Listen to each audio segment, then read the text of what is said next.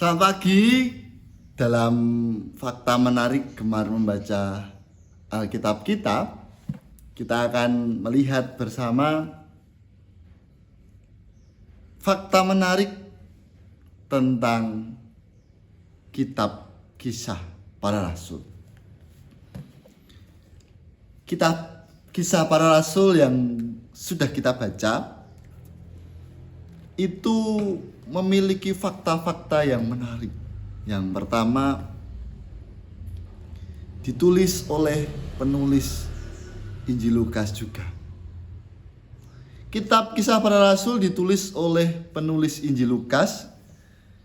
Karena itu Kisah Para Rasul sering disebut sebagai kelanjutan dari Injil Lukas.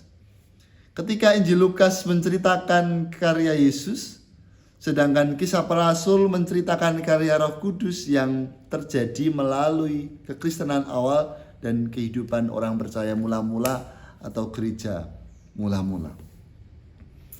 Yang kedua, Kisah Para Rasul berfokus utama pada karya Roh Kudus. Roh Kudus menjadi dominan dan tema sentral di dalam pelayanan para rasul. Roh Kudus itu memimpin perjalanan pelayan mereka. Roh Kudus memberikan keberanian untuk memberikan pertanggungjawaban.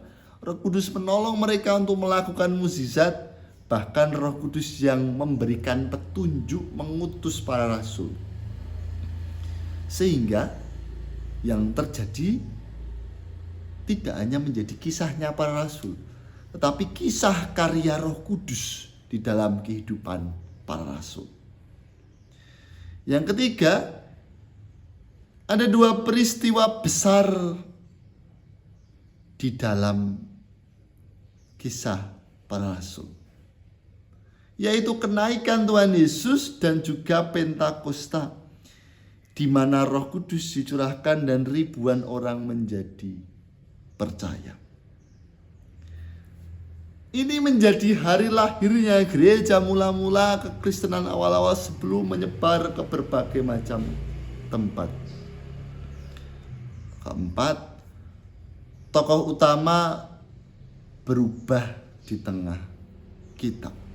Bagian awal banyak menceritakan tentang Paulus, juga Petrus, tetapi pasal pertengahan fokusnya beralih kepada Paulus. Ketika Petrus di bagian awal setelah membela peristiwa Pentakosta yang dikira mabuk oleh anggur, fokusnya beralih menjadi Paulus yang awalnya namanya Saulus berubah menjadi Paulus lalu mewartakan Injil. Ini menunjukkan perkembangan Injil dari Yerusalem menuju bangsa-bangsa lain, bahkan bangsa-bangsa selain bangsa Israel. Dan di dalam Kisah Para Rasul kelima, kita mendapati bahwa Injil menyebar dengan cepat ke berbagai tempat, tetapi juga dibarengi dengan penganiayaan orang-orang percaya. Injil mulai dikenal di Yerusalem, Yudea, Samaria, bahkan sampai ke Roma. Dan yang keenam, banyak mukjizat terjadi dalam Kisah Para Rasul.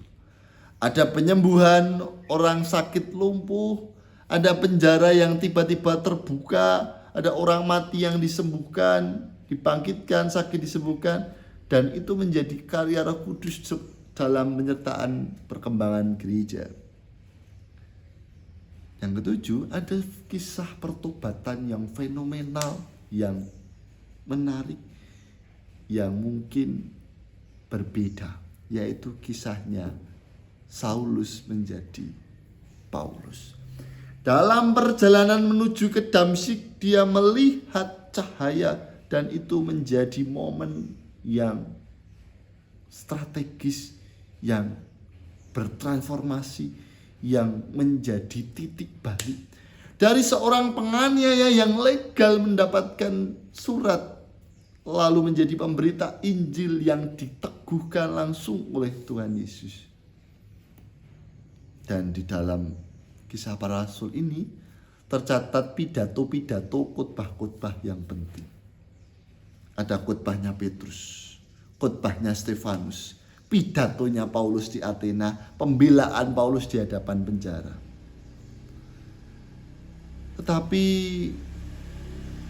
kisah para rasul ini berakhir tanpa menceritakan bagaimana